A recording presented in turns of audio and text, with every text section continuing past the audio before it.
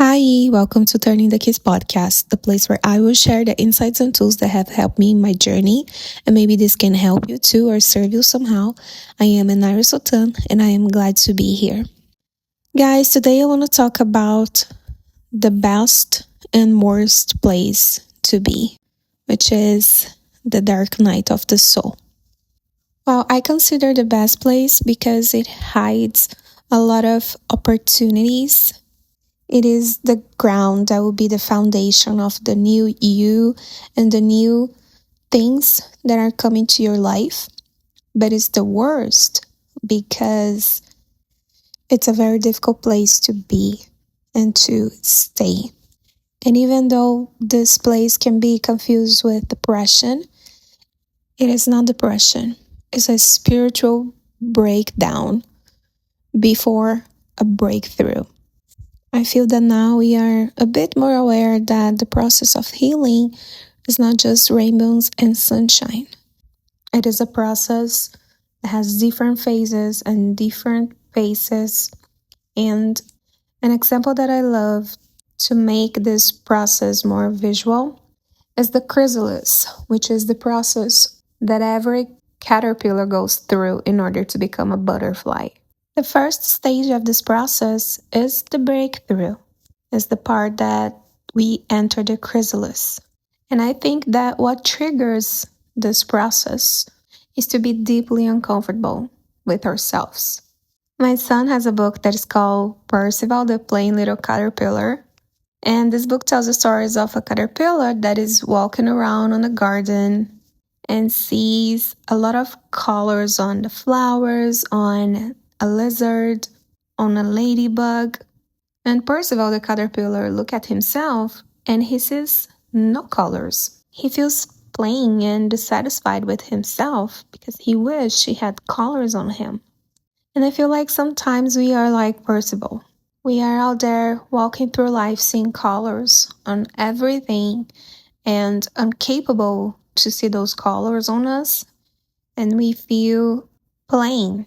We feel small. Or we feel hungry. To mention another kid's book, the classic The Very Hungry Caterpillar. This little caterpillar is walking around and feeling hungry, feeling empty, and trying to fill that with food. And the caterpillar eats everything that he finds on his way until the point that he has a stomachache and he starts to feel really bad, really uncomfortable. And this triggers the metamorphosis that is coming to our lives and make us go to the second stage of this process, which is the cocoon. So you are a free caterpillar and you're dragging yourself around, but then you're like, I'm tired of dragging myself. This makes no sense. I better not move than to be dragging myself one more second in this life. The universe says, say no more, my little caterpillar. Your desire is an order. So you were put in this isolation and is forced to stop because everything that you ever knew doesn't make sense anymore. Every resource that you have to move from point A to point B doesn't make sense anymore. Because the goal now is not to move, is to face your own darkness. And I think that the stillness is one of the most difficult things to deal with. Especially now that we live in a world that is full of stimulus, we are used to having everything quick. So to be forced to reprogram our rhythm, not just to be present, but to be present with our own darkness, oh man, this is extremely challenging. And also extremely necessary because we tend to run away from our own shadows. And when we are in the cocoon, we have no other way than face our own fears, our wounds, our beliefs, and see that some beliefs doesn't serve us well. And this phase is vital because we cannot change what we don't know.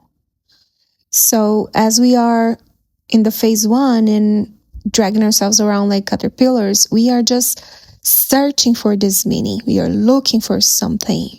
And then when we are in the cocoon, we didn't find this yet, but we found the pain and the wounds and the traumas and everything that is preventing us to get what we want, even though we cannot elaborate what we want yet. We know that our soul is searching for something. And then it comes the phase 3, which is the grief of the caterpillar. So Percival, the plain caterpillar, he didn't have a good self-esteem because he didn't see any colors on him. But that doesn't mean that when this version of himself dies, he won't miss it.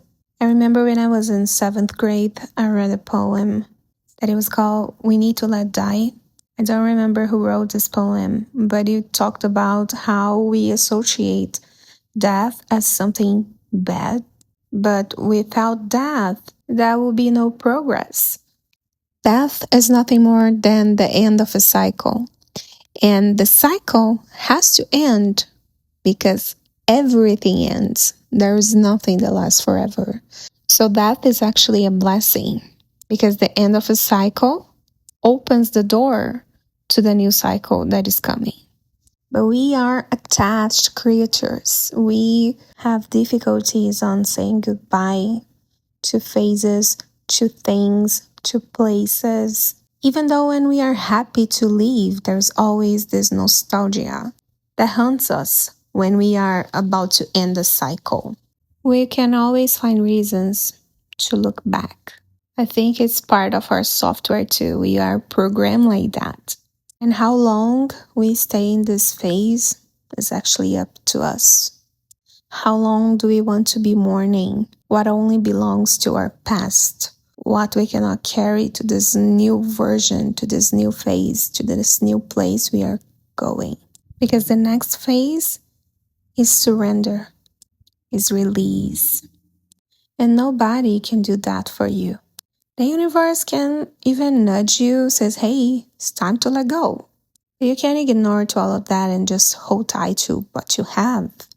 And the longer it takes for you to release, longer you will be in discomfort and you start to suffer. And I truly think that the dark night of the soul belongs to this stage. It's the stage of nothingness. Is when you gave up on what you knew.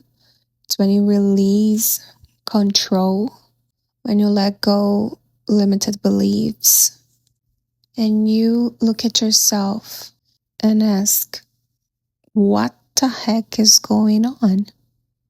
Who am I? What am I doing here? It's not that just life doesn't make sense. You don't make sense because you feel weird and you don't know why. And this is not a bad day. This is a deep existential crisis. And I swear to God, I think I have had 4 of them just this year. I must be clicked on the turbo mode somehow and things are going fast, which is crazy because the moment I finish a process and I'm going to be flying like a beautiful and colorful butterfly, I remember that parts of me remain a caterpillar and I need to go back to that phase all over again. And the dark night of the soul is confusing because it dissolved everything you know and you lose connection with others, with yourself, with the divine, with your life's purpose. You feel lost. Makes me remind of the Pink Floyd song Brain Damage because it's like the lunatic's in my head, and if it says if your head explodes with dark forebodings too, I'll see you on the dark side of the moon. So it's like you are this lunatic. Nothing makes sense. Everything seems like madness. And you feel like that? Don't worry about it. You're not the only one. We are on the same boat, and the boat's called The Dark Side of the Moon. Matter of fact, the song Brain Damage, it's part of the album, The Dark Side of the Moon, which I love. I think it's epic. It's a masterpiece. And right after this song, it comes the last song of the album, and it's called Eclipse. And I'm feeling compelled to share part of this song because I feel that applies to this cocoon phase and this release that is necessary. It says, all that is now and all that is gone and all that is to come. So it's like the past, the present, and the future are one thing and are in the same place. And it says, everything under the sun is in tune. Everything. But the sun, it's eclipsed by the moon. There is no dark side of the moon, really. Matter of fact, it's all dark. Boom! This makes my head want to explode. Because the level of genius is unbeatable. This album has over 50 years. It's from 1973 and is still ahead of our time. To summarize this process as, there is no dark, matter of fact, everything is dark. Do you understand that? Because it honestly took me a while. And I could only make sense of it when I connect with the Osho Zen Tarot, which is the first tarot deck that I ever got, and still the one that I have more connection to open cards until this day. And this tarot is based on the Zen philosophy, which is rooted in the present moment. And there is a card in this tarot, the Major Arcana 5, that in the traditional tarot is the Hierophant. On Osho Tarot, it's called Nothingness. And I remember that before coming to the US, I will ask the tarot how my moving was going to be, and I was always taking this card, this nothingness. And the message of this card is that nothingness is the beginning of all, is pure potential. And when your mind is conditioned to accept answers that are yes or no, to receive a message that tells you that is not yes or no, it is just the pure potential of everything and anything. This void, this place of nothingness, it's not a dark side because it's all dark. The dark night of the soul, it's a place that scares us because it's the place where the creation is in full potential, but we don't know what is to be created yet. Because our old beliefs are gone, but we haven't connected with new beliefs yet. But remember, not every caterpillar becomes a butterfly, but every butterfly was once a caterpillar. And to remind of Percival, the little plain caterpillar, he became a colorful butterfly. And all the colors that he was seeing in others and around the garden, he then saw it in himself. You don't come out from the dark night of the soul as the same person that entered it. You emerge as somebody that went through a deep transformation. And this after is not loud. It's quiet. It's sacred. If before you were feeling unsettled without knowing why, after you will feel at peace, even not knowing why, because the external manifestation might have not come yet, but your inner self is transformed. And I always share how the spirituality uses this podcast to teach me so many things. I think this podcast is part of my chrysalis because it puts a magnifying glass on little questions that I had on the background of my mind and make them become huge, like an outdoor, so I can finally see it and ask it out loud. And the fun thing when I ask those questions is that I don't know the answer.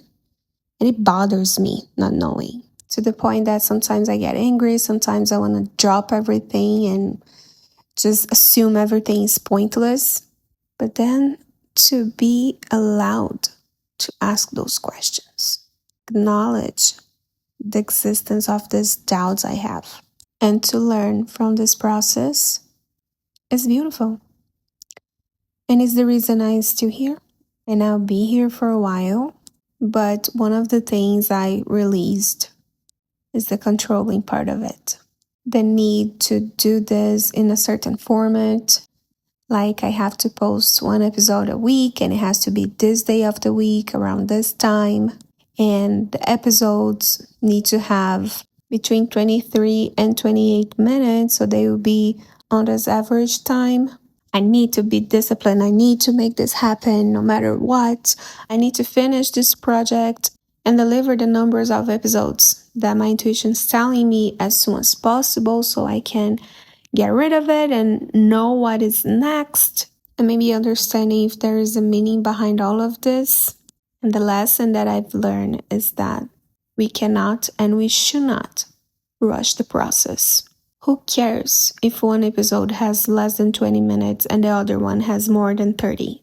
It's not about average. It's about the flow. So if it was a shorter flow, that's okay. And if it was a longer flow, it is also okay. As long as it flows, it's okay. But if it's rushed or if it's forced, then it is an issue. There are weeks that I would record 3 episodes because I'm open, I'm talkative.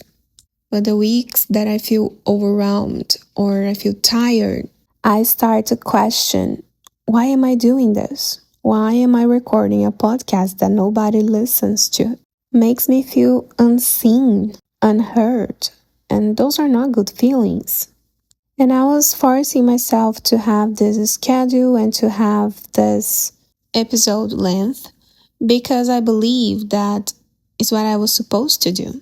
Because I needed the consistency, the discipline. I was lacking those things, and then the podcast will give me the skills that I need to develop those qualities in my life. But then I started to question, what is more important to me, discipline or connection? Because we cannot be everything. If we have a strong quality in one side, the quality on the opposite side of this one will be less present in our lives. For example, if you are a very disciplined person, you will not be an spontaneous person because they're opposite qualities. I'm not saying that if you're disciplined, you won't have moments where you're going to be spontaneous, but you will tend to be and to prefer things that are more predictable, structured, and will face difficulties in situations that requires you to be more spontaneous. And I think that the lesson I've learned recently is that I need to accept who I am. As obvious as it is, I think that self-acceptance has many layers. And I've reached this one that was a bit deeper than the others. And I could see that the way that I was accepting myself was not serving me well. Because I would accept like, yeah, I am like this. For example, I am an spontaneous person. And I would actually see value in being like that. But in addition, I would admire the complete opposite quality. For example, it's okay being spontaneous, but I wish I was more disciplined. And I would think that people that are disciplined are lucky to be like that because they got the best quality. And then I understood I can be more disciplined. I am capable of developing more this quality. But it's not about ability.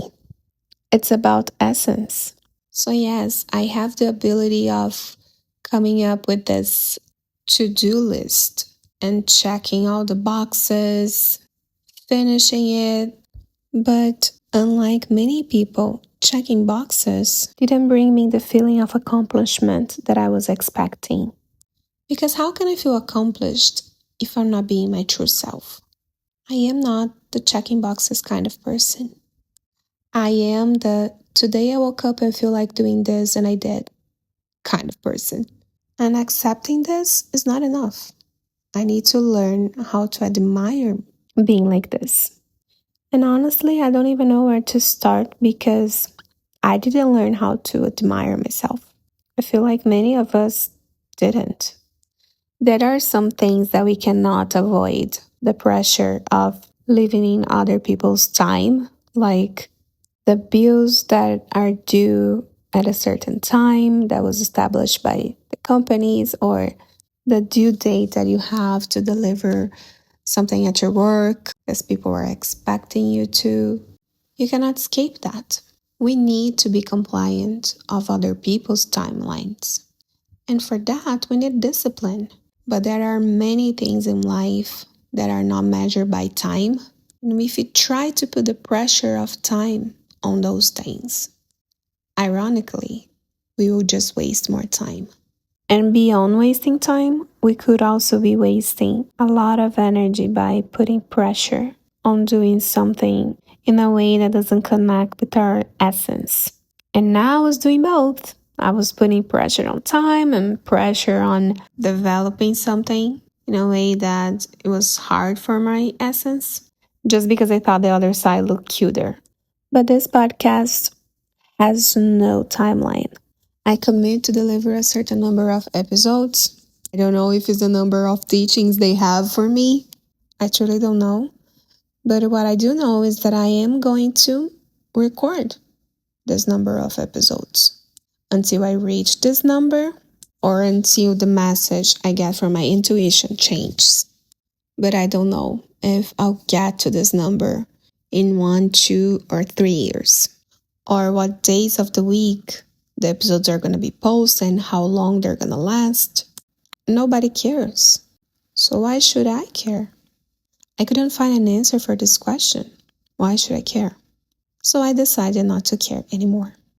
And that's me becoming a butterfly in this matter. Only God knows to where this butterfly is going to fly. But I decided to trust the process, and this was a brave decision for me. So I hope you release the beliefs, feelings, thoughts, places, and people that are not serving your evolution anymore, and that you find courage to go through this metamorphosis and come back stronger from the dark night of the soul. Thank you for your time. See you.